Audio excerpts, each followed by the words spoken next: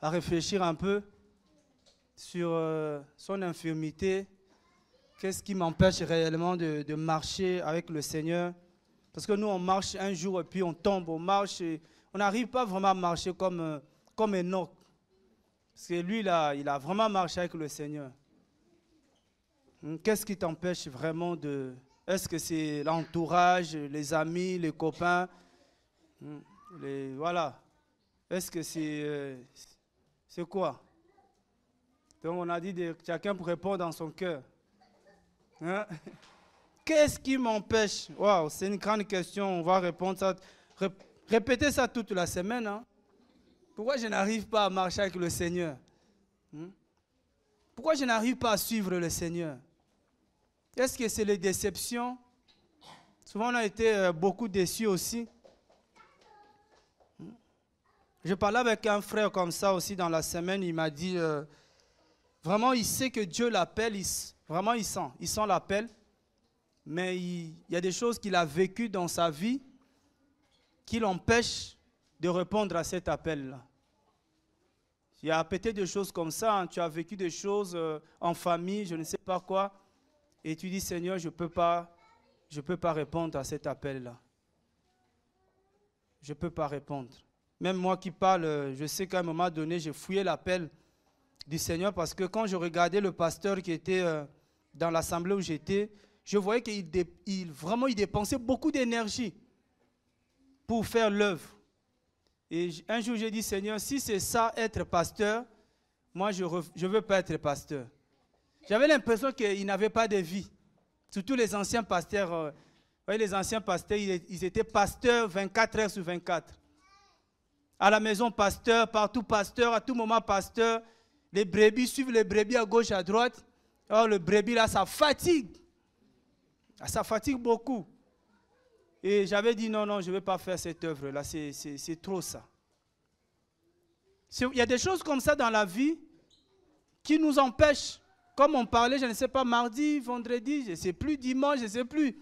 Je disais des fois, il y a des gens aujourd'hui, ils ont du mal à donner à Dieu parce que avec tout ce qu'on a subi dans le passé, dans les églises, on nous a dit donner. Et on a tellement donné qu'on n'a pas vu ça. Parce qu'on dit si tu donnes, tu auras au centuple. Et on a tellement sémé. Et le verset même de s'aimer qui est dans la Bible, on a peur de toucher ça maintenant. Je ne sais pas si vous n'avez pas enlevé ça dans vos Bibles. Galates là. Hein? Dans Galates, c'est écrit, la Bible reste toujours la Bible. Mais on a du mal à prêcher, à prononcer le mot bénédiction. Oh, il ne faut pas dire ça. Dès que tu parles, par exemple, de la prospérité, c'est comme si la prospérité est devenue un mot qui vient de l'enfer. Or, ce n'est pas un mot qui vient de l'enfer, c'est un mot qui est même dans la Bible. Mais la manière que ça a été présenté, ça nous a été présenté, on ne veut plus entendre ça. Mais c'est dans la Bible. Et ce matin même, parce que moi j'aime beaucoup méditer sur le piège. Moi j'aime méditer, trouver les pièges de l'ennemi. Partout il met des pièges là pour le dénoncer carrément. Et là, on est tous tombés dans ce piège-là qu'on ne peut plus parler de la prospérité à son frère. Parce qu'on dit, si tu parles prospérité, forcément, ils vont te qualifier des prédicateurs de la prospérité. Mais la Bible parle de la prospérité. Dieu parle de la prospérité. Il y a des mots comme le combat spirituel. On a peur de parler du combat spirituel. Parce qu'il y en a qui ont pris ça, ils ont fait de ça leur mot. Vous voyez, il y a beaucoup de mots comme ça. Mais c'est dans la Bible. On a même peur de parler de la dîme. Parce que comme s'il ne faut plus parler de ça. Or, c'est dans la Bible. C'est le problème, c'est ça. Beaucoup sont blessés. Beaucoup sont déformés. Déformés, mais le ministère, c'est quoi? L'appel, c'est quoi? C'est réformer. Et quand, le mot même réformer, il ne faut pas utiliser parce que les gens pensent que c'est nous qui avons commencé la réforme. Le premier réformateur de la Bible, c'est Dieu lui-même. Qui savait ça? Vous ne savez pas ça? Dieu est le premier réformateur de la Bible. Donc, ce message de réformer n'a pas commencé avec nous maintenant. Nous, on est juste dans la continuité. On continue l'œuvre que le Seigneur a commencée. Parce que si vous lisez dans Genèse chapitre 1er, je vais vous lire Genèse chapitre 1er, vous allez voir que ce n'est pas nous qui avons commencé ça. C'est pour ça que j'ai toujours dit personnellement que les vrais prophètes ne sont pas là pour recréer les choses, inventer le message. Mais ils sont là pour confirmer les autres prophètes qui ont précédé avant, c'est-à-dire les prophètes de la Bible. C'est pour ça que Jésus-Christ dit, je ne suis pas venu abolir, mais accomplir. Et beaucoup disent que Jésus a aboli la loi. Non, il dit que je ne suis pas venu abolir la loi, mais accomplir la loi. C'est la langue de Molière, comme on dit. C'est ça qui nous complique un peu aussi. Parce qu'entre abolir et accomplir, on n'arrive pas à se retrouver. Et dans Luc, il dit que tout ce qui est écrit dans la loi, dans le prophète, dans le psaume, donc le psaume, il a utilisé le psaume pour parler de Ketuvim, et tout ce qui est écrit dans le Tanakh, ça parle de lui. Donc en réalité, il n'est pas venu supprimer ces choses-là, mais il est venu tout simplement expliquer la loi, le prophète, le psaume. Alléluia. Donc le prophète que vous êtes, c'est expliquer les autres, c'est expliquer ce que tel a dit, pour que les choses soient claires. Donc nous, on n'a pas commencé cette réforme, mais le problème c'est que comme beaucoup ont mal abordé ça, ça nous empêche, bon moi personnellement ça ne m'empêche pas parce que le Seigneur vient de me délivrer encore ce matin. Parce que quand tu as peur de dire ce que Dieu veut que tu dises, tu es prisonnier. On est prisonnier des concepts. On est prisonnier des mots. Combat spirituel. On est prisonnier de prospérité, frère. On va vous parler. Quand on va parler de la prospérité, tu vas comprendre la vraie prospérité. La bénédiction, il y en a. La bénédiction est dans la Bible. Mais parler de la vraie bénédiction, pas la bénédiction matérielle. Comme le frère nous dit que chercher des choses d'en haut. Ce n'est pas qu'on n'a pas besoin de choses qui sont en bas. Ça va aller beaucoup sont tellement trop spirituels qui vont ne plus s'habiller, ne plus manger, parce qu'il faut plus chercher le travail frais, il faut chercher des choses d'en haut. Des fois, voyez, nous, on est comme ça. Le frère a dit, on ne cherche plus les choses d'en bas. Il faut rester à la maison. Non, non. Les choses d'en haut, c'est tellement important que les choses d'en bas, ce sont des nécessités que Dieu lui-même, même des fois, nous donne. Il appelle ça des miettes, des restes. Dieu sait que tu as besoin du travail. Dieu sait que tu as besoin des enfants. Si on peut vraiment calmer les enfants. Dieu sait que tu as besoin comment j'appelle, de la voiture. Dieu sait tout ça. Mais il fait des choses dans l'ordre. Dans l'ordre. Une fois j'ai prié comme ça, Seigneur, donne-moi la voiture. Dans ma chambre. Hein. Seigneur, j'ai besoin de la voiture. Dieu dit, oh, c'est quoi ces demandes-là? Demande d'abord le permis. Même si je te donne la voiture, tu vas conduire comment? Il y a des fois quand on prie là, on prie aussi en désordre. Seigneur, donne-moi les enfants. Tu n'es pas marié. Demande d'abord le mari ou demande d'abord la femme, après des enfants. Mais nous on commence par les enfants. Seigneur, donne-moi d'abord les enfants.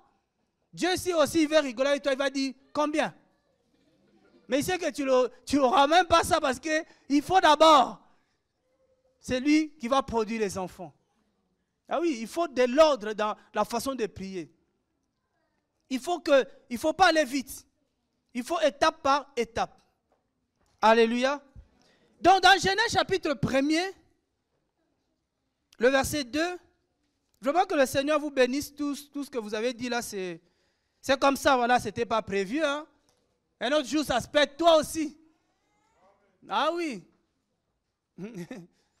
Ça peut être toi comme ça, tu vas dire que ton nom est cité. Qu'est-ce que tu vas faire? Tu vas dire non. Non, non, tu vas venir aussi. C'est pour dire que soyons toujours prêts. Dieu peut nous utiliser même dehors. Dieu peut nous utiliser pendant que tu vas faire tes courses. Dieu va te dire, tu parles ici. Des fois, on résiste à Dieu comme ça. Dans le bus, Dieu dit, parle. Oh Seigneur, je ne sais pas parler. Non, Dieu dit, qui donne la parole? C'est moi l'Éternel. Qui donne la bouche? C'est moi. Je te dis, si Dieu, frère, vous savez, on a cette incrédulité-là, on ne croit pas en Dieu. Quand Dieu te dit parle, tu poses à Dieu le problème. Non. Dieu, c'est lui qui donne la parole, c'est lui qui donne la bouche, c'est lui qui donne la force, c'est lui qui donne le courage. Si tu n'as pas ça, tu dis, Seigneur, mais moi, je n'ai pas le courage. Il va dire, je te donne le courage maintenant, parle.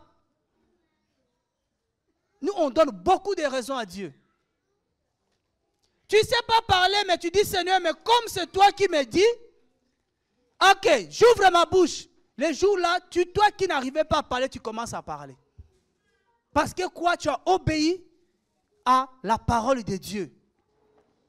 Genèse 1, le verset 2. Regarde ce que Dieu dit. La terre était sans forme. Je vais prendre ça même. Excusez-moi. Et vide. C'est ça, hein? Oui, ils ont mis le verbe, ça nous aide. On va comprendre quelque chose. La terre devint informe et vide. Les ténèbres étaient à la surface de l'abîme et l'Esprit de Dieu se mouvait au-dessus des eaux. Ça dit que quand Dieu constate, Dieu constate qu'il y a un problème. Il voit le problème. Il voit que la terre est devenue informe. Ça veut dire quoi informe? Sans forme. Qu'est-ce que Dieu dit? Comme la terre n'a plus de forme, donc la terre avait une forme. Et la terre va perdre sa forme. C'est là où Dieu va commencer la réforme.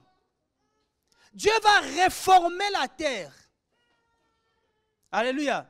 Dieu va donner à la terre une forme.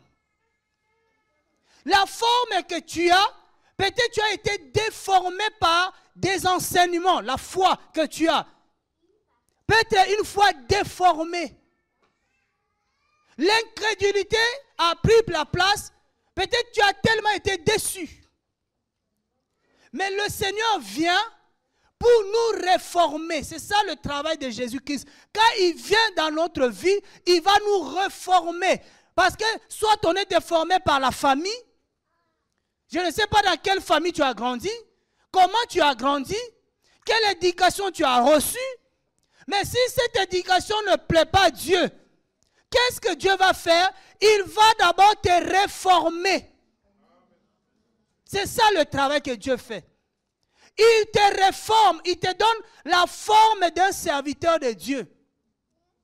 Parce que la Bible dit que tous quand nous naissons avec le sang d'Adam, le premier Adam. Le sang contaminé, le sang du péché. Maintenant, quand on vient en Jésus, Jésus nous nettoie, il nous lave. Il nous donne un sang nouveau. Son sang à lui, Jésus. Alléluia. Si tu n'es pas réformé, tu ne peux pas servir Jésus-Christ. Et personne ne peut dire qu'il n'a pas besoin de réforme. Quand quelqu'un dit que je n'ai pas besoin de réforme, c'est de l'orgueil. On a besoin d'être réformé, pas par l'homme, mais par le Seigneur Jésus-Christ. Et c'est Dieu qui nous trouve informes. C'est Dieu. C'est-à-dire que le jour que Dieu t'appelle, le jour que Dieu m'a appelé, qu'il nous a appelés, frère, on n'était pas formés. Nous étions tous informes. Tous. Soit tu parlais mal, tu réagissais mal. Voilà le frère, il a été déformé par l'armation. Le sport là, quand vous faites trop de sport là, le sport là, vous faites là. Ça déforme les gens. Parce que des fois, c'est l'esprit qui entre en nous. On devient violent. Mais quand Dieu créa l'homme, l'homme que Dieu avait créé, il était bon. On peut être déformé par l'école. Aujourd'hui, normalement, l'école devait être un lieu qui forme. Mais l'école commence à déformer. C'est à l'école maintenant qu'on dit aux enfants que tu n'es ni homme ni femme. Mais tu ne peux pas servir le Seigneur comme ça. Il faut que Dieu te réforme. Dans les familles où on a grandi avec plein de traditions, plein de croyances. Mais si tu prêches Jésus comme ça, tu vas prêcher les croyances aux gens. Il faut que Jésus te nettoie d'abord, qu'il te lave d'abord. Il fait la réforme, le Seigneur. Il fait la réforme. Tous, on a besoin de la réforme. Tous.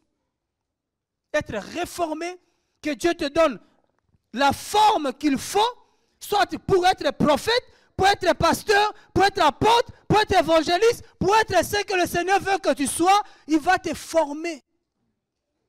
C'est pour ça qu'il peut t'amener dans le désert aussi. C'est une école aussi du Seigneur. Tout ça, c'est pour te former. Alléluia. Regardez Ésaïe. Ésaïe 6. Parce qu'avant de servir le Seigneur, beaucoup veulent servir Jésus. Beaucoup veulent prêcher la parole. C'est bien Dieu. C'est pour ça que Dieu peut dire, Dieu peut t'appeler. La première des choses, Dieu commence par nous appeler d'abord. Il peut te donner l'appel. Il va dire, voilà, je t'appelle tel. C'est bien, ça c'est l'appel.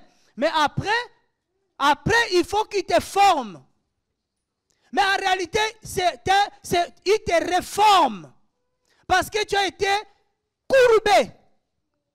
Comme cette femme pendant peut-être 18 ans, 20 ans, 30 ans, 40 ans. Ça dépend du milieu où tu as grandi. Dans l'église où j'ai grandi, moi, j'ai grandi dans l'équipe d'intercession. Moi, j'étais intercesseur. Et aujourd'hui, des fois, quand je regarde côté musique, je regrette. J'ai dit, mais pourquoi je ne me suis pas intéressé à la musique, jouer à un instrument? Non, moi, c'était l'intercession, le ministère intercession. Et quand de plus en plus, avec le Seigneur, marchant avec le Seigneur, priant le Seigneur commençait à me reformer. J'ai beaucoup été dans l'intercession. Mais un jour, un homme vient me voir et me dit, je veux que tu sois le responsable de l'équipe de l'intercession dans l'église, le jour-là. Il m'appelle, je pense que c'était vers 23 h pour me proposer ça. Je lui ai dit, d'accord, il n'y a pas de souci. J'ai pris le Seigneur, je remets ça entre les mains du Seigneur. Le Seigneur vient la nuit, puis il commence à m'enseigner. Il me donne Actes des Apôtres. Il me dit, tu n'as pas vu dans Actes 1,14 que tous priaient. Ils étaient tous ensemble dans la chambre haute et ils priaient. Il n'y avait pas un groupe d'intercesseurs. Tous ils priaient. J'ai dit, oh, j'avais jamais vu ça. Alléluia. Dans les églises où nous cherchons qui est intercesseur. Parce que l'église où nous étions là, il y avait une division entre l'équipe d'intercession et la chorale. Un jour, un responsable est venu nous voir à l'intercession. Il dit, qu'est-ce que Dieu a dit ici? Parce que là-bas, Dieu ne parle pas. Donc, les intercesseurs s'étaient considérés comme des saints. Les gens qui se sanctifiaient. Et les gens qui chantaient comme si des impudiques. Or, tout celui qui sert dans le temple devait être un saint. C'était une division. Donc nous, on parle, Dieu nous parle à nous, pas à eux là-bas. La chorale, ils étaient habillés toujours pareil. Or, à l'intercession, nous, on nous cachait dans la foule. Voyez, on est obligé de se sanctifier. Et là-bas, il n'y avait que la voix qui comptait. Et le jour-là, Dieu vient m'enseigner, me dit, dans la chambre haute, tous les 120 priaient, les femmes et les hommes, et tous ceux qui étaient là-bas avec les enfants, ils priaient, il n'y avait pas d'intercesseur. C'est-à-dire que tout le monde était intercesseur. Quand je me suis réveillé, j'ai vu le pasteur et je lui ai dit, non, on ne va pas faire comme ça. Je lui ai proposé de faire une journée de prière, on vient tous prier. Parce que le Seigneur vient de m'enseigner quelque chose. C'est pour ça que tu viens ici, tu dis, où est le groupe d'intercession? Tu ne vas pas trouver ça. Il n'y en a pas. Si un jour Dieu nous met à cœur de prendre Jean-Jacques ou Pierre, on prend Jean-Jacques et Pierre, on prie pour le cas, c'est point. Si, parce que tout le monde doit se sanctifier. Tout le monde doit apprendre à parler à Dieu. Tout le monde doit apprendre à intercéder pour tout le monde. Est-ce que quelqu'un m'entend? Dieu a fait un travail dans mon cœur. Dieu m'a enseigné, il m'a réformé. Parce que j'étais déformé par l'église où j'ai grandi.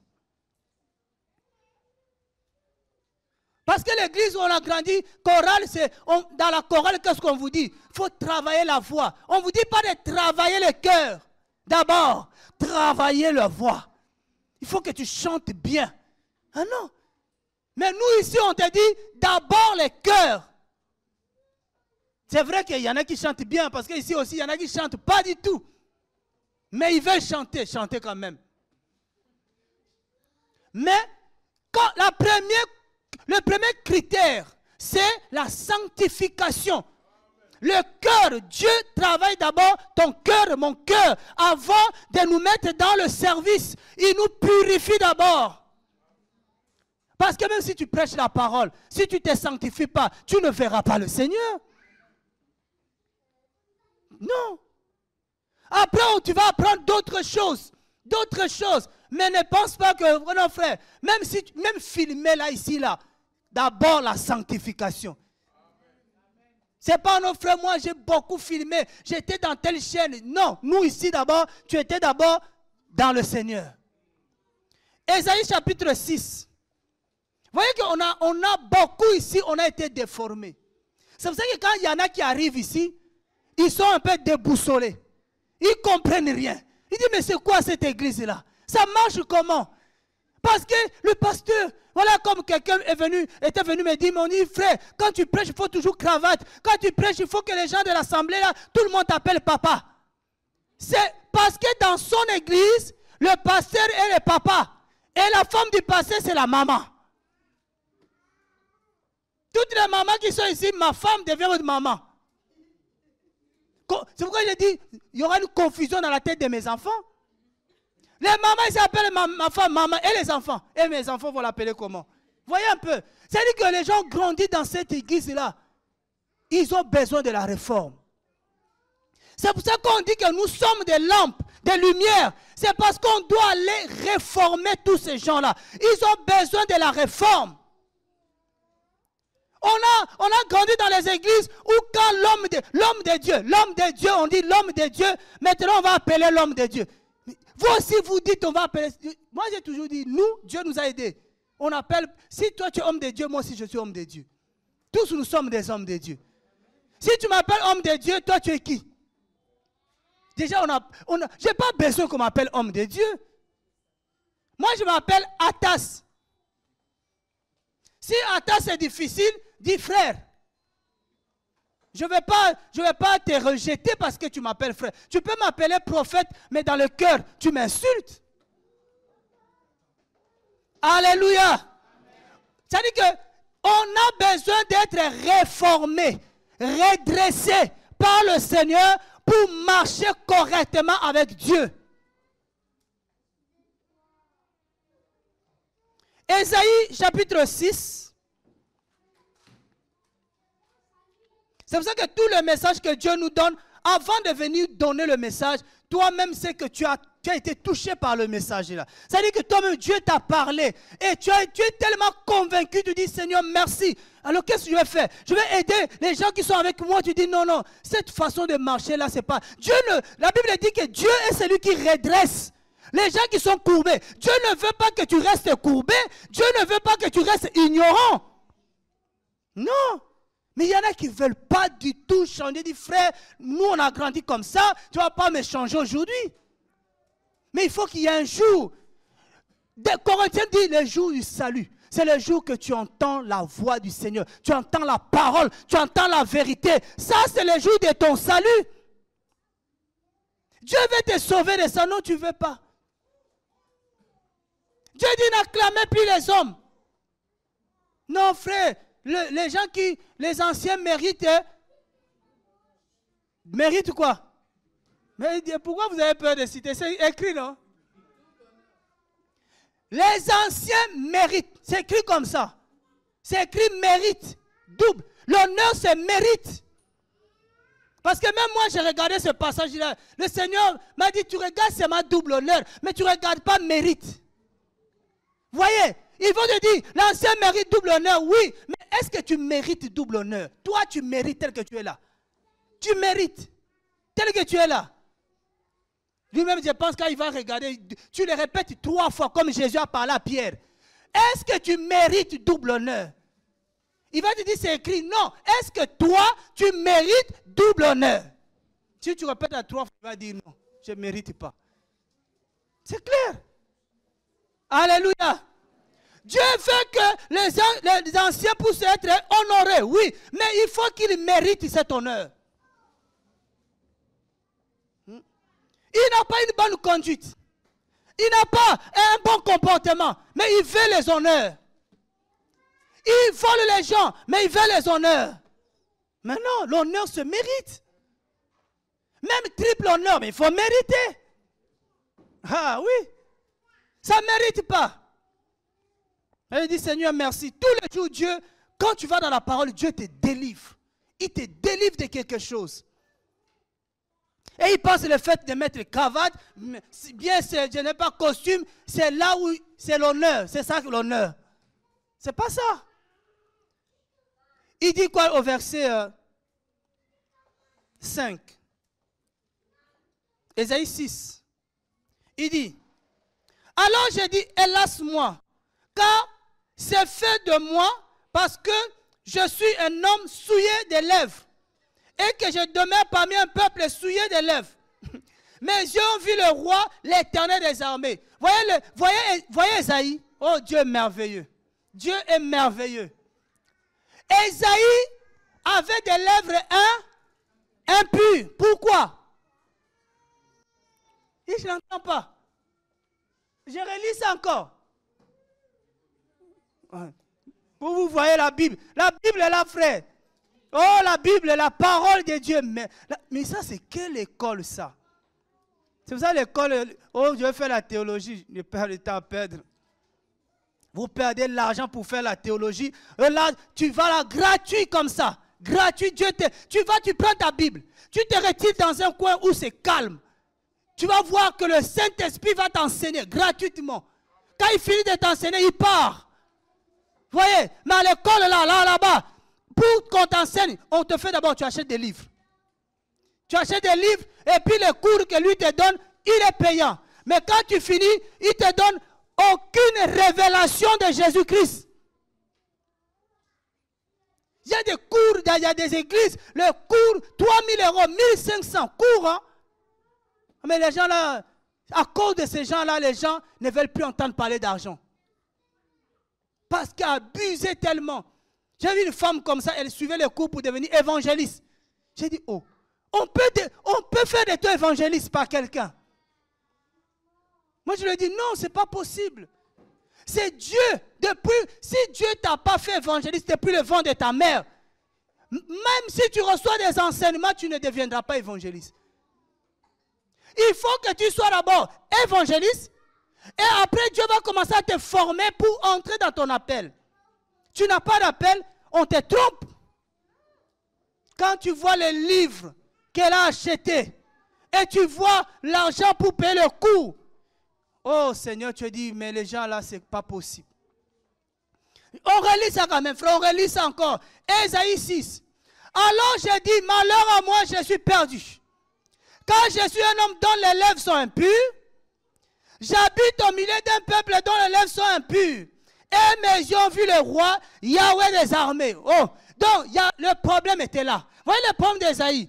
Ésaïe, ses lèvres étaient impures parce qu'il vivait au milieu d'un peuple qui avait des lèvres impures. Frère, Corinthiens nous dit, les mauvaises compagnies corrompent le bon mœurs.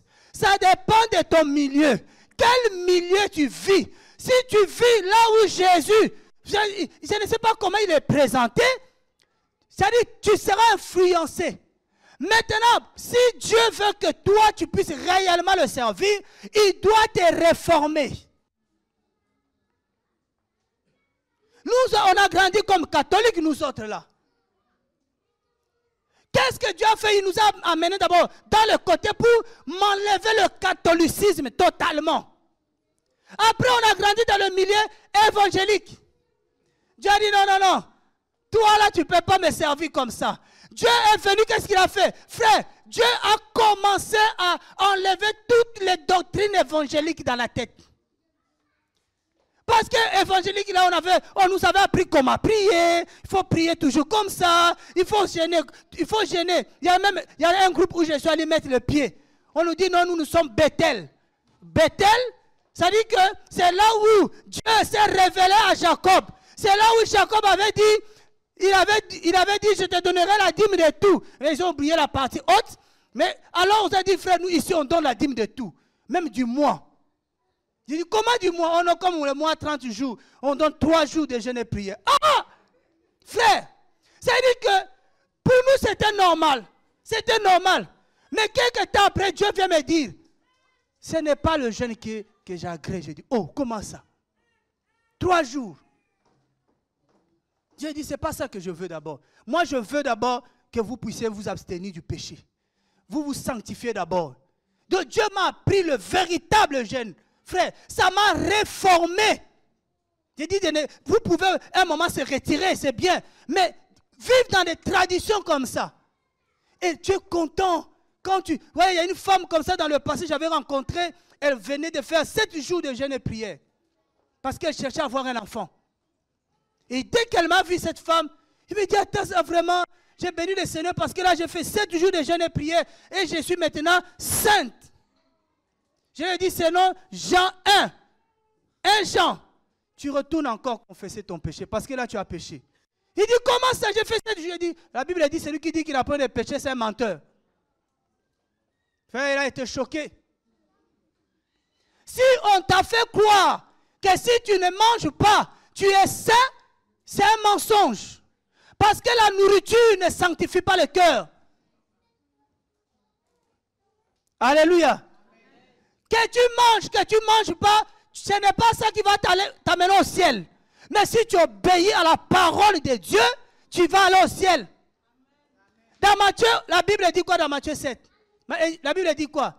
C'est celui seulement qui fait la volonté de mon Père. Est-ce que ce que tu fais, c'est ce que Dieu veut? Vous voyez, on a tellement besoin de la réforme. Malgré les gens rejettent ce message de la réforme. Mais moi, je crois qu'on doit continuer à réformer les gens. On doit réformer les gens. Il y a tellement de choses à réformer dans nos milieux. Dans quel milieu tu as grandi? Dans quel milieu? Peut-être tu as été dans le milieu d'un enfant militaire. Tu as les enfants militaires, les papas militaires, comment ils sont? Ils ont l'esprit de commander. Commander. Toi aussi, tu as grandi de commander. Tu viens de toi, tu commandes. Tout commander. Tu ne seras pas un bon chef si tu es là que pour commander. Un chef, même un vrai militaire, ce sont les gens qui sont... Regarde celui qui est mort là. Celui qui est mort là, qui vient de le tuer là, le lieutenant-colonel là. Il avait un groupe. Mais est-ce qu'il a envoyé quelqu'un pour aller parler à ces terroristes là? Lui-même est parti. Ça, c'est un modèle. Lui, il est parti parler. Lui, il a dit, tu peux me prendre. Il pouvait dire, bon, caporal, va voir celui-là. Comme moi, là, je ne vais pas mourir. Toi, va, sinon, tu peux mourir. Ça, c'est un vrai chef. J'ai dit, ça, c'est un vrai chef. On continue, Esaïe, vous allez voir. Le milieu dans lequel tu vis, les relations que tu as, frère, peut te déformer. Dans le psaume 1 là-bas, qu'est-ce qu'on nous dit? Ça coule comme ça. Hein? Ça dit que heureux l'homme qui ne s'assied pas en compagnie de mon cœur et qui ne s'assemble pas dans l'assemblée des pécheurs. Si tu es dans l'assemblée des pécheurs, tu seras aussi un pécheur. Il y a un frère comme ça, il vient nous voir à la maison, on lui donne des conseils parce qu'il vivait avec sa femme, il vit encore avec sa femme. Dans le concubinage, il n'était pas marié. Il dit, mes frères, mettez votre vie en ordre. Il dit, mais pourquoi? Et pourtant, il est un responsable dans leur assemblée. Il dit, mais pourquoi? Il dit, mais tu trouves ça normal? Il dit, mais mon pasteur est pareil que moi. Dans son assemblée, on l'appelle député national. Il dit, mon pasteur aussi, il est comme ça comme moi. Il n'est pas marié. Est-ce que vous voyez le milieu dans lequel il vit? Le milieu dans lequel il vit, il pense que c'est normal. Quand il vient nous voir, on lui dit que ce n'est pas normal. Après, il dit, bon, je vais organiser pour que tu viennes dans notre assemblée. Mais j'ai peur que si toi tu viens là, toi tu vas tout gâter. Et aujourd'hui, il ne m'a pas encore appelé pour aller là-bas. Frère, le milieu dans lequel tu vis, regarde ce milieu-là. Est-ce que ça t'aide ou ça t'aide de te faire du mal? Les amis avec qui tu marches. Frère, c'est toi qui choisis le milieu. Esaïe avait des lèvres impures parce qu'il vivait dans un milieu des gens qui parlaient. Beaucoup, tu connais le milieu dans lequel tu es. Les gens parlent beaucoup, les gens critiquent beaucoup, les gens calomnient beaucoup. Mais toi, tu aimes ce milieu-là. Regarde ce que tu dis à Dieu. Seigneur, je vais les changer. Toi, tu peux les changer. Ils vont te changer. Nous, ça ne nous étonne pas quand on voit que certaines personnes s'est transformées. On dit, oh, on savait. On dit seulement, fais attention avec qui tu marches. Fais attention. Regardez tous les amis que vous avez là, dans vos réseaux sociaux là. Faites très attention. La Bible dit dans Romains 10, la foi vient de ce qu'on entend. Et ce qu'on entend vient de la parole. Moi, je peux m'arrêter de la parole. Ça veut dire que ta foi dépend de ce que tu entends. Qu'est-ce que tu entends? C'est pourquoi il y a des prédicateurs. Nous, on dit, quand il y a un prédicateur, dès que je détecte que cet homme-là n'est pas un homme de Dieu, j'arrête de l'écouter. Dès que, moi par exemple, tous ceux qui chantent là, quand je le vois faire un clip, je bannis ça, je ne l'écoute plus. Quand je le vois, parce que moi, quelqu'un qui est de Dieu aujourd'hui, il ne peut pas faire un clip. Allez nous montrer ta chambre, des chaises d'équipe bizarres là. J'ai dit, je n'ai pas le temps de voir tout ce que vous voyez pour critiquer parce que je ne vois pas. Non, frère, il ne faut pas qu'on joue avec. Il y en a qui tentent Dieu, comme Israël a tenté Dieu dans le désert. Dieu va me garder. Seigneur, garde-moi, mais je regarde. Hein? Seigneur, je regarde la vidéo, mais toi, garde-moi. Vous jouez avec le Seigneur. Dieu t'a dit, ne regarde pas, toi, tu regardes. Dieu nous a protégés quand on était ignorants. Hein? Mais aujourd'hui que tu entends sa parole, tu fais comme si tu ne sais pas. Il y a des gens qu'on ne... Quand tu vois que cet homme n'est pas de Dieu, c'est point. C'est Dieu qui t'a parlé. Si tu penses qu'Atas n'est pas un homme de Dieu, ne m'écoute plus. Tu vas pécher. Le milieu dans lequel tu vis, regarde ton milieu. Consulte un peu ton agenda. Consulte un peu ton cahier. Les gens là, oh non frère, moi je suis avec les gens qui fument, hein, mais moi, je ne fume pas. On va voir. C'est fini déjà. On va voir comment tu vas finir avec eux. Regarde nos enfants des fois. Tu vois l'enfant était gentil. Mais il va à l'école. Vous, on ne regarde pas, il est avec qui? Toi, tu fréquentes qui? Il faut donner des conseils aux enfants. Parce que ceux que tu fréquentes, ils vont te transformer. Le milieu de l'école, là, ça influence. Ça influence. Tu as l'école. Nous, on a failli fumer la cigarette. Tu es avec les gens qui fument là. Tu veux montrer aussi que toi aussi tu es quelqu'un. Oh, c'est quoi la cigarette là? Donnez, je vais essayer un peu. En même temps, tu n'as pas la culture de quelqu'un qui fume. Mais la masse. Bon, quand on était étudiant, des fois, frère, on n'avait pas envie de marcher. Mais on va marcher parce que tout le monde marche. On a grandi avec une autre éducation. Quand les gens m'insultaient d'étudier en Afrique, là, quand tu marches, on faisait qu'insulter les autorités. Insulter. Toi aussi, tu vas insulter. Parce que tout le monde insulte. Dans quel milieu nous vivons? Ne pense pas que tu es plus fort que la parole qui te parle.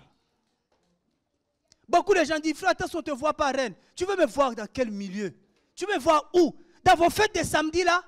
Tu veux me voir là? Dans vos anniversaires de bébés? Tu veux voir qu'un bébé, on fait l'anniversaire d'un enfant, vous avez 50 ans, 30 ans, vous allez faire quoi là-bas? Vous voulez me voir faire attention là? Ah mais non. Frère, depuis un jour, j'ai compris qu'on doit me voir là où il y a les enfants de Dieu qui prient Jésus, qui sont en vérité en esprit. Même il y a des invitations, frère, on peut m'inviter. Il y a un groupe de pasteurs blancs ici à Rennes m'ont invité. Ils m'ont envoyé la liste des pasteurs. J'ai regardé la liste, j'ai dit, je ne pars pas. J'ai dit, regarde. Tout ça, même les homosexuels dedans, ils s'assemblent. Et ils voulaient que je vienne, je dis, je ne viens pas. J'ai choisi le milieu. J'ai choisi les gens avec qui je dois marcher. J'ai choisi avec qui je dois manger. Vous mangez pour manger. Vous mangez parce qu'on dit mariage. Quelqu'un joue, il allait au mariage. Il dit, tu ne viens pas. J'ai dit, non, pas ce mariage. Il dit, mais mariage, c'est beau. J'ai dit, qui t'a dit que ce mariage-là est beau? Parce que vous, dès que vous entendez mariage, pour vous, Dieu est d'accord. Maintenant, qu'est-ce que vous appelez même mariage même? Vous confondez la fête des mariages avec mariage. Va voir. J'ai dit, quelqu'un se marie ici. J'envoie déjà aller voir comment, qu'est-ce qu'il va mettre sous son corps là. Que tu sois, tu es né ici, j'ai été baptisé. Mais le jour là, je ne viens pas. Je ne viens pas, je vais voir quoi, ton corps là. Ésaïe 6, on continue. Non, mais Jésus revient, vous voulez qu'on soit copain? Mais non. Moi, je vais aller au ciel. Moi, je prie que Dieu me réforme. Parce que Dieu, il connaît mes défauts. Je prie parce que, frère, tu ne seras pas dans la maison de Dieu si tu n'es pas réformé. Je vous ai dit que le bois que Noé a utilisé pour bâtir l'arche, c'était le bois d'acacia. Mais pour faire de ce bois d'acacia-là, la charpente, Noé a redressé le bois. J'ai dit, étudiez l'arche que Noé a fait. Le bois était déformé. Le bois d'acacia, c'est un bois qui est déformé. C'est un bois qui a des formes tortues comme ça. Mais il fallait redresser le bois. Je ne sais pas comment il a fait cet homme, il était fort. Il a redressé le bois pour faire de ce bois une charpente. Vous comprenez un peu? Et c'est l'image de ce que nous étions. Quand Dieu nous prend, il nous prend déformés, courbés. Et il doit nous redresser. Le travail que Jésus fait. Le travail que Jésus fait. Mais des fois, frère, c'est pour ça que des fois on pleure. Parce que des fois, quand il est en train de nous redresser, ça peut faire mal dans le corps. Mais le but de Dieu, c'est que tu sois un bois dans la maison de Dieu.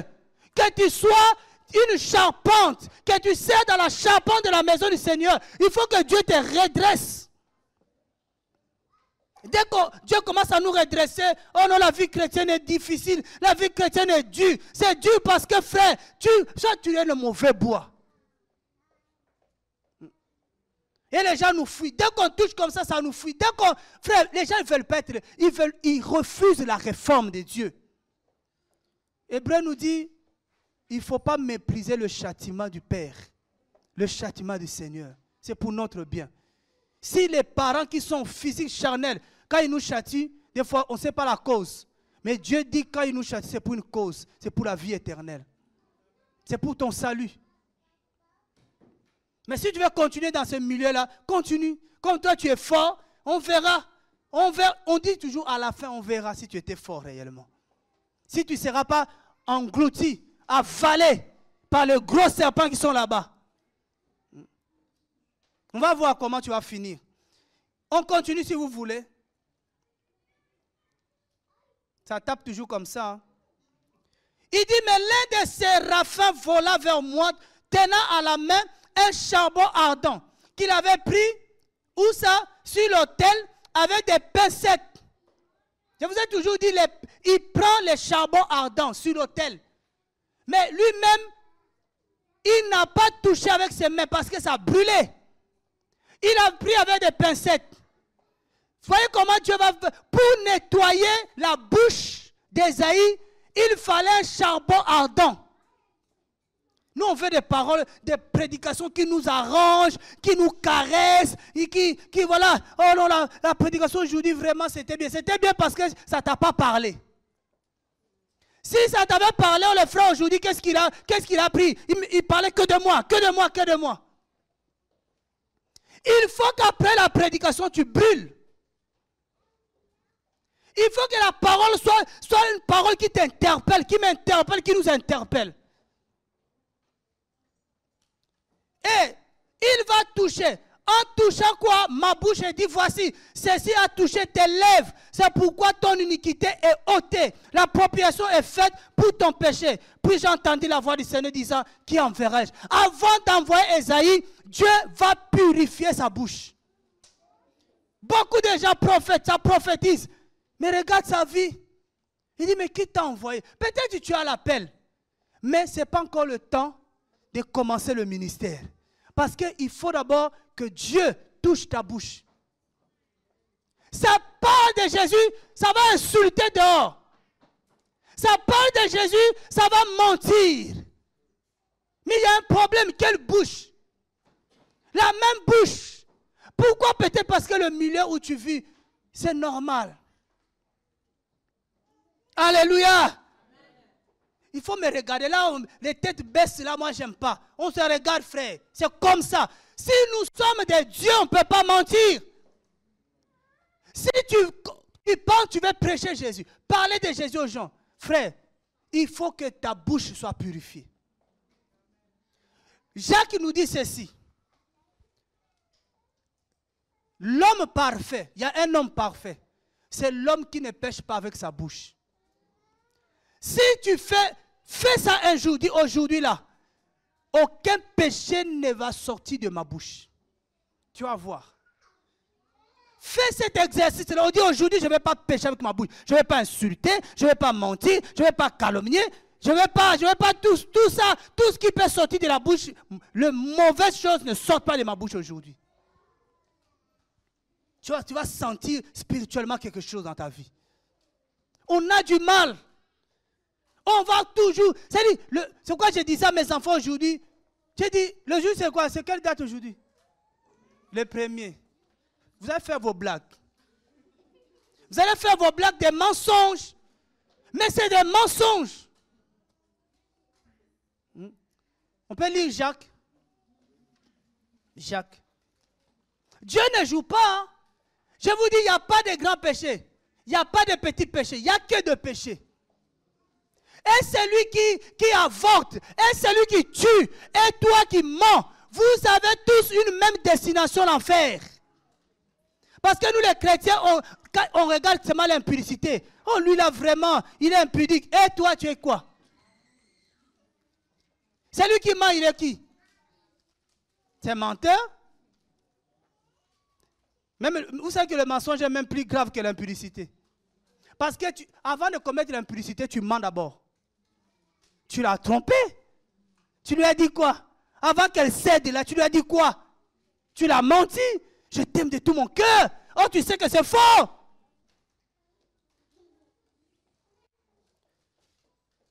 Jésus dit que vous faites comme votre Père. Il est le Père de mensonges. Tout ce qu'il fait, le fond, c'est le mensonge. Et beaucoup, ils mentent, même dans leur prédication. C'est pourquoi quand quelqu'un te dit, frère, si tu donnes l'argent que tu as, Dieu va te rendre au centime. Tu lui regardes et lui dis, menteur. Dieu a dit, si tu donnes l'argent. Voyez, donc, beaucoup, c'est ça le mensonge. Satan, il ne sait pas faire autre chose que mentir. Il y a une soeur aussi, un pasteur l'a trompée. La soeur avait peur de perdre son enfant qui était dans le ventre. Son pasteur a dit, si tu vas voir ton pasteur là-bas à Rennes, tu lui fais une offrande d'appropriation du péché, l'enfant ne va pas mourir. Et aussi, elle est venue avec ça. Quand je le regardais, je dis, regarde tout ça. Qui t'envoie? Il dit, oh non, il y a un pasteur en Afrique. J'ai dit, tu l'appelles, tu lui dis, tu es menteur. Je dis, cet enfant ne mourra pas. L'offrande là, je ne prends pas. L'enfant aussi est né. Je n'ai pas touché cette offrande-là. On vous ment. Voilà, dans ta situation là, si tu veux que ta malédiction change en bénédiction, il faut faire une offrande. L'offrande à qui change la malédiction en bénédiction? C'est toi? Non, c'est Jésus. Et pourquoi tu veux que je fasse l'offrande à toi? Toi, tu es le petit frère de Jésus. Tu es Marc, tu es Luc, tu es qui? Tu es Jacques? Tu es de la famille de Jésus? Comment on peut se laisser tromper comme ça? Frère, j'ai cette colère-là parce que dans le passé, on m'a beaucoup trompé. Donc quand j'attrape le mensonge, quand je vois le mensonge, j'arrête pas de parler de ça. Même s'il y en a un jour, il m'a dit, oui, tu dis les mêmes choses. J'ai dit, je dirai encore les mêmes choses. Juste aujourd'hui, la personne a fui l'assemblée. Parce qu'il a dit, je dirai toujours, parce que tu es dans la chose. Tu es dans la chose et ça te fait mal que chaque fois je dis la même chose. Je lui ai dit, Jean-Baptiste, il prêchait quoi? Toujours la même chose. Pourquoi ça ne dérangeait pas les gens? Toi, pourquoi ça te dérange? On est où?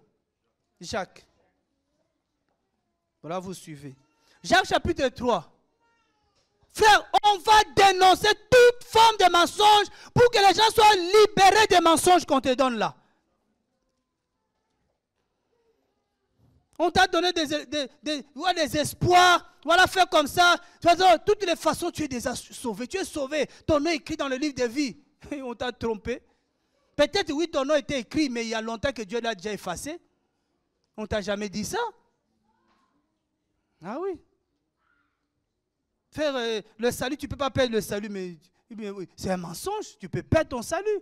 On verra. Tout ça, quand le Seigneur permettra de faire, on verra ce mensonge-là. Selon la parole, tu verras que c'est de mensonge. Nous, on préfère dire aux gens la vérité. Ça te plaît? Oui. Ça ne te plaît pas? C'est ton problème. On a parlé des dots ici, qui est la vérité. Beaucoup n'ont pas voulu, ils sont partis. Allez-y. Continuez à être esclave des dots, des familles, des oncles. Continuez à donner. Il y en a ici, non? Chaque fois, il fallait envoyer quelque chose à une grand-mère en Afrique. Et si tu n'envoies pas? Ça va, la peur dans la famille, oh, c'est moi, on n'a pas envoyé. Je dis, vous arrêtez d'envoyer maintenant. Elle ne va rien faire. Et si elle vient vous dites, le frère Atas a dit, vous lui donnez mon adresse. Quel mensonge! Vous êtes là, tu es là, tu travailles, tout l'argent tu dois envoyer en Afrique parce que si tu n'envoies pas, ils vont te maudire. Mais non. Vous n'avez jamais vu que quand Balak a voulu maudire le peuple, il faut maudire le peuple d'Israël. Qu'est-ce que Balaam lui a dit? Ce peuple est déjà béni. Après, on ne peut pas maudire le peuple de Dieu. Impossible. Même si tu essaies, tu peux essayer, mais ça ne va jamais marcher. Parce que c'est le peuple de Dieu. On ne peut pas maudire quelqu'un qui est déjà béni. On dit aux gens, tout ça c'est mensonge. Parce qu'on dit menteur, on commence à insulter les gens. Mais dit seulement c'est du mensonge. Oh non, le mois prochain on va bénir un mariage. Oh Dieu, oh. Mariage c'est une bénédiction, non? Comment tu peux encore me bénir, moi qui est déjà béni? Tout ça, frère, il faut. Quand quelqu'un vient te dire non, frère, on s'organise, voilà. Les jours là, on achète, le mari achète ses habits parce qu'il veut bien être propre pour la fête. On dit oui, il faut acheter le costume du pasteur aussi qui va bénir votre mariage. Achète aussi pour Jésus qui a créé le mariage, non? Si ça en était là, nous on met chemise africaine, on vient. Quel costume? Tu vas transpirer là. Tu le vois en Afrique, il fait 39 degrés, costume et cravate. Je ne sais pas si en retournant là-bas, on supportera tout ça. Tu vois les gens en Afrique, bonnet quand même. Manteau. On vous a trompé. L'onction ne descend pas parce qu'il y a la cravate. L'onction descend parce que Dieu a agréé que ce milieu-là, il dit, je viens, j'aime la louange, j'aime ce peuple, c'est mon peuple, je viens. Vous savez, Dieu n'est que derrière sa parole. Si le peuple est derrière, Dieu est là. Ce n'est pas parce que vous serez tous en cravate, costume, mettez ça, ce n'est pas péché. Mais ne pensez pas que parce que les gens vont dire, frère, tu vas prêcher, tu nous mets une cravate ici, que la révélation va couler ici. Hein. Je pense qu'on te donne une heure, tu vas voir, c'est comme si on t'a donné une journée ici. Jacques dit ceci. Jacques chapitre 3. Je commence le verset 8. Regarde ce qu'on dit. Ça aussi c'est un défi. Notez ça parmi les défis. Je vous ai déjà donné des défis à relever. Ça aussi c'est un défi. Cette semaine-là, relève ça. On dit quoi? Mais aucun homme ne peut dompter la langue. Il faut relever ces défis-là.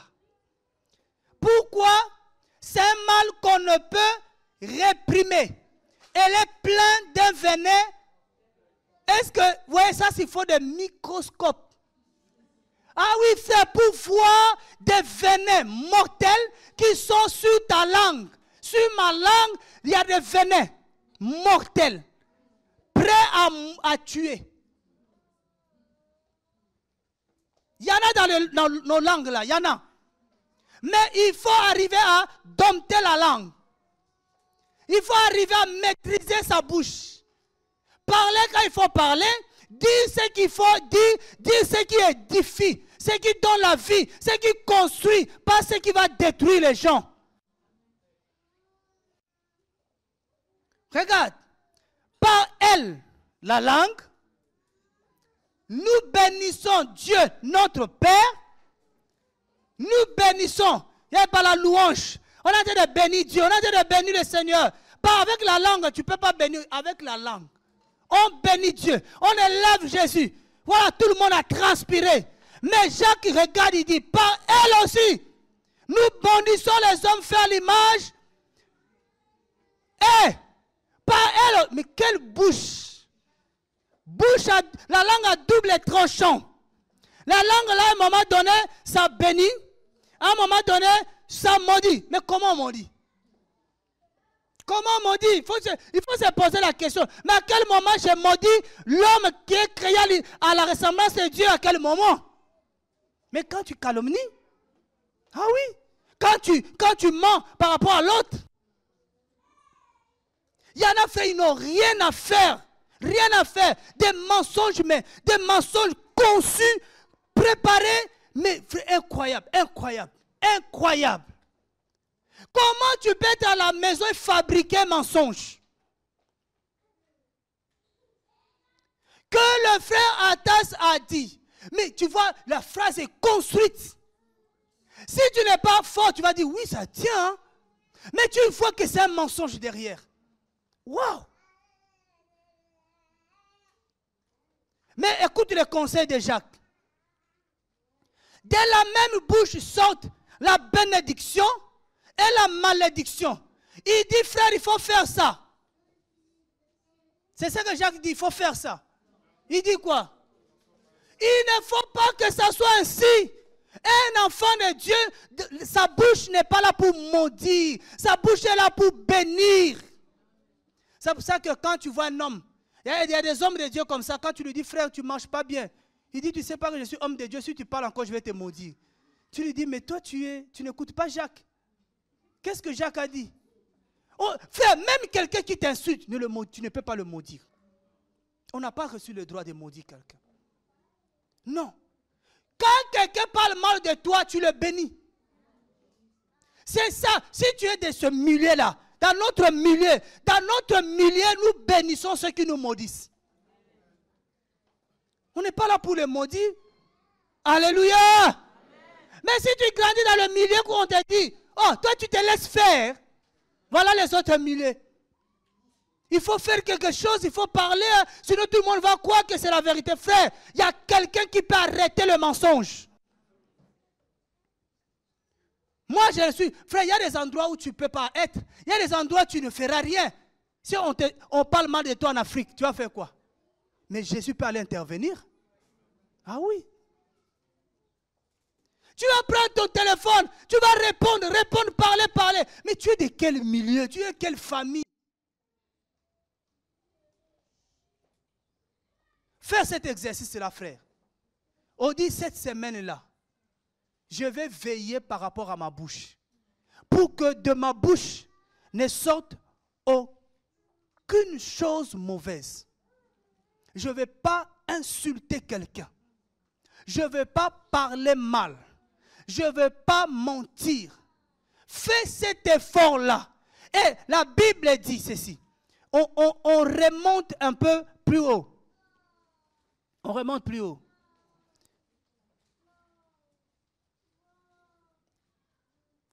On va remonter plus haut dans Jacques. Vous allez voir quelque chose. Je cherche là. Si tu fais ça, tu seras qualifié. Tu seras vraiment un homme qualifié. Le verset 2. Verset 2 dit quoi?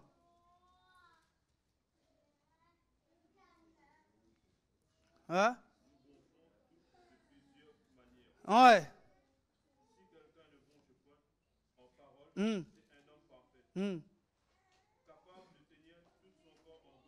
Voilà, capable de tenir tout son corps. Si quelqu'un ne pêche pas par la bouche, c'est un homme parfait. Alors l'argument là, frère, de toutes les façons, personne n'est parfait. Frère, tu peux enterrer ça.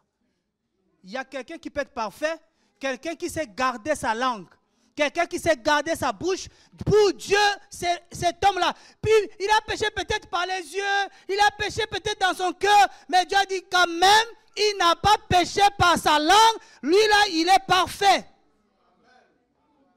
Ah oui. Toi, tu parles beaucoup. C'est pour ça que la Bible dit, la bouche qui parle beaucoup ne manque pas de péché. Tu peux au moins réduire ton taux de péché. À partir d'aujourd'hui, tu es à 10%, tu peux descendre à 6% parce que tu ne parles plus par la bouche, tu ne pêches plus par ta bouche. Mais si tu parles, c'est pour parler des choses qui édifient. Alléluia! Amen.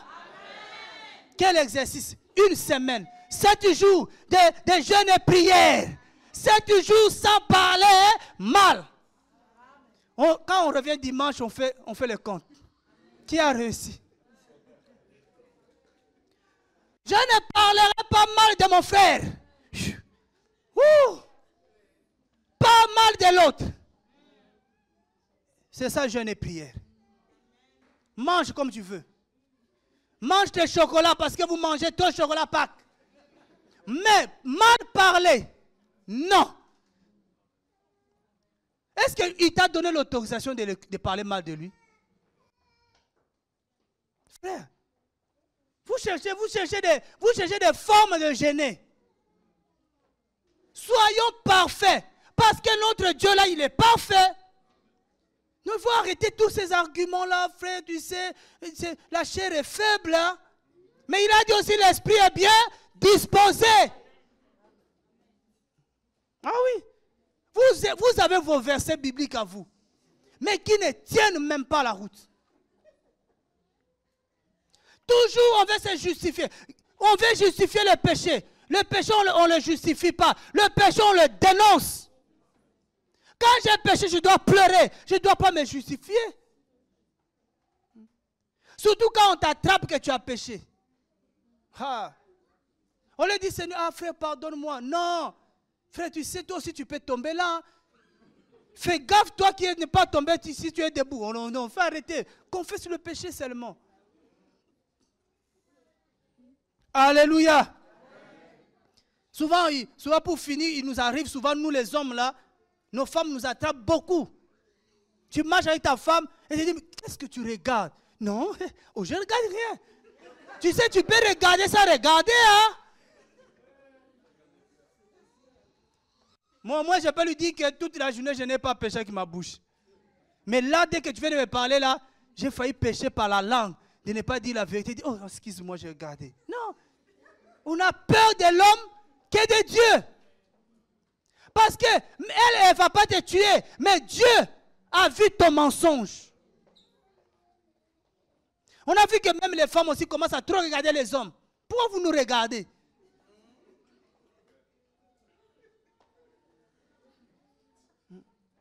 On vient ici pour prier, s'édifier. On ne vient pas ici là pour regarder à gauche, à droite.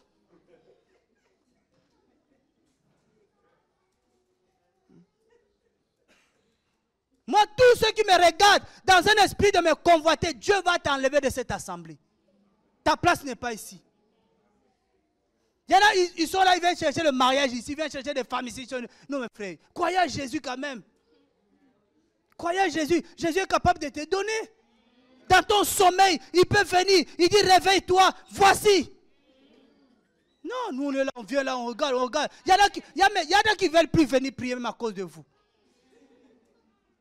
Non, je vous dis la vérité. Hein. Vous savez, on est fatigué de ce ministère comme ça. C'est pour ça que j'ai envie de vous laisser comme ça. Parce que je dis, mais attends, on a trop parlé. Mais chaque fois, il y en a un, il part, un autre Jézabel vient. Je suis fatigué, surtout cet esprit-là. De Jézabel, on est fatigué. Fatigué de ça. Sinon, avant de vous marier, prenez le temps de prier. Vous vous mariez vite, après vous commencez à regarder les maris des autres. Prenez le temps de prier. Je vous dis la vérité, hein. Ou l'inverse. Vous regardez les femmes des autres aussi.